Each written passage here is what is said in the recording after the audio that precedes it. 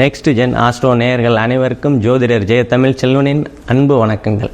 இப்போ மிதுன ராசி, இப்போ மிதுன ராசிக்காரங்க புதனோட ஆதிக்கத்தில் இருக்கக்கூடிய ராசிக்காரங்க.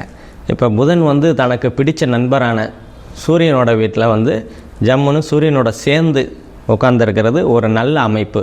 இதனால் மிதுன ராசிக்காரங்க பொதுவாகவே சாதுரியமாக பேசக்கூடிய தன்மைகளாக தான் இருப்பாங்க. இப்போ உங்களோட ராசியில் செவ்வாய் உட்காந்துறதுனால கொஞ்சம் கோவத்தை ரொம்ப கட்டுப்படுத்திக்கிறது ரொம்ப நல்ல. கோவம் வரும். இப்போ ஒரு 40 நாள் செவ்வாய் இருப்பார் அங்கே மிதனத்தில். அந்த காலகட்டத்தில் உங்களுக்கு கோவம், இனம் புரியாத கோவங்கள் அதெல்லாம் உங்களுக்கு ஏற்படுத்தி கொடுப்பார் செவ்வாய். அதை நீங்கள் ஜாக்கிரதையாக கையாளணுங்கிறது பார்த்து நடந்துக்கோங்க. அதே மாதிரி உங்களோட 2ஆம் இடம் இயல்பாக இருக்கிறார். இயல்பாக இருக்கிறதுனால குடும்பத்தில் ஒற்றுமைகளை நல்லாயிருக்கும், பணவரவு நல்லாயிருக்கும். யாருக்காவது வாக்கு கொடுத்தீங்கன்னா அந்த வாக்கை நிறைவேற்றுற தன்மைகள்லாம் இருக்கும்.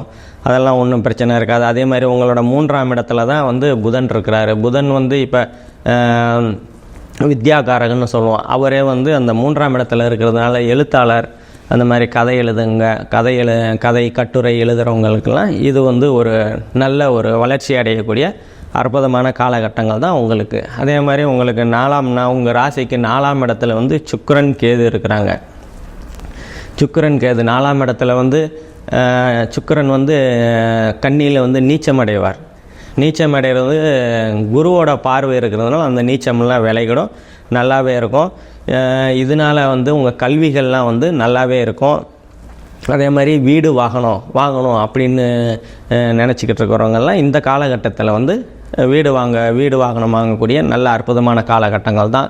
அதே மாதிரி தாய் வழி உறவுகளால் ஆதாயங்கள், அனுகூலங்கள், தாய் வழி சொத்து, அது மாதிரிலாம் இந்த காலகட்டத்தில் உங்களுக்கு கிடைக்கக்கூடிய அற்புதமான காலகட்டங்கள் தான். அதே மாதிரி உங்களோட 5ஆம் இடம் இயல்பாக இருக்கிறாரு. 5ஆம் இடத்துல இயல்பாக இருக்கிறதுனால உங்களுக்கு குழந்தைகள் போன மாதம் வரைக்கும் குழந்தைகளால் ஏதாவது பிரச்சனைகள், தொந்தரவுகள்லாம் அனுபவிச்சிருந்தீங்கன்னா இந்த காலகட்டத்தில் அந்த குழந்தைகள் சம்பந்தமான பிரச்சனைகள்லாம் சரியாகக்கூடிய அற்புதமான காலகட்டங்கள் தான். அதே மாதிரி உங்களோட 6ஆம் பாவத்தை குரு பார்க்குறார். 6ஆம் பாவத்தில் குரு பார்க்குறதுனால போன மாதம் வரைக்கும் வேலையில் இருந்து வந்த தொந்தரவுகள், பிரச்சனைகள்லாம் இப்போ சரியாகக்கூடிய அற்புதமான காலகட்டங்கள் தான். கொஞ்சம் அதாவது சனியோட 10ஆம் பார்வையில் இருக்கிறதுனால கொஞ்சம் வேலைகளில் சிறு குழப்பங்கள் இருக்கும். ஆனாலும் குருவோட பார்வையில் அது சரியாகும். அதே மாதிரி உங்களோட 7ஆம் இடத்தை செவ்வாய் பார்க்குறாரு. செவ்வாய் பார்க்கறதுனால உங்களோட கலத்திரம், அதாவது கணவன் மனைவிக்கு கொஞ்சம் இடையே கருத்து வேறுபாடுகள்லாம் இருக்கும். அதை ஜாக்கிரதையாக கையாளணும்.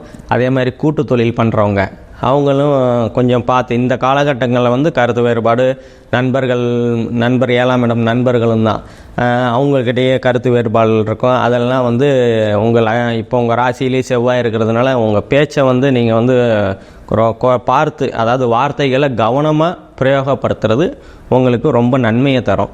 அதே மாதிரி உங்களோட 8ஆம் இடத்தை குரு தனது 9ஆம் பார்வையை பார்க்கறதுனால 8ஆம் இடம் தடை தாமதம், திடீர் பண வரவு, அதிர்ஷ்டம் அப்படின்னு சொல்லுவாங்க. இப்போ உங்களுக்கு பொண்ணு, அதாவது மணமகள் பார்த்துக்கிட்டு இருப்பீங்க, வரன் பார்த்துட்டு இருந்தீங்கன்னா இந்த காலகட்டம் இருந்து வந்த தடைகள்லாம் இப்போ விலகக்கூடிய அற்புதமான காலகட்டங்கள் தான். அதே மாதிரி வியாபாரம் பண்ணிகிட்டு இருக்கிறவங்களுக்கு இப்போ திடீர் பண வரவு நீங்கள் எதிர்பார்த்துருக்க மாட்டீங்க. திடீர்னு எதிர்பாராமல் திடீர் பண உறவு வரக்கூடிய அற்புதமான காலகட்டங்கள் தான் உங்களுக்கு இது. அதே மாதிரி உங்களோட 9ஆம் இடத்துல சனி பகவான் இருக்கிறதுனால உங்கள் தந்தையினோட ஆரோக்கியத்தில் கவனம் செலுத்துறது ரொம்ப நல்லது. அதே மாதிரி உங்கள் தந்தை வழி சொத்து ஏதாவது கோர்ட்டில் கேஸஸ் இருந்தீங்கன்னா இந்த காலகட்டத்தில் சரியாக வராது.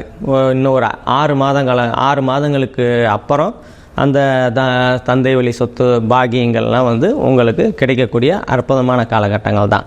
அதே மாதிரி உங்களோட 10ஆம் இடத்துல ராகு பகவான் இருக்கிறாரு, குருவோட வீட்டில் இருக்கிறாரு. சனி செவ்வாய் பார்வை இல்லாமல் இருக்கிறதுனால அந்த ராகு நல்ல பலனை தான் உங்களுக்கு கொடுப்பாரு.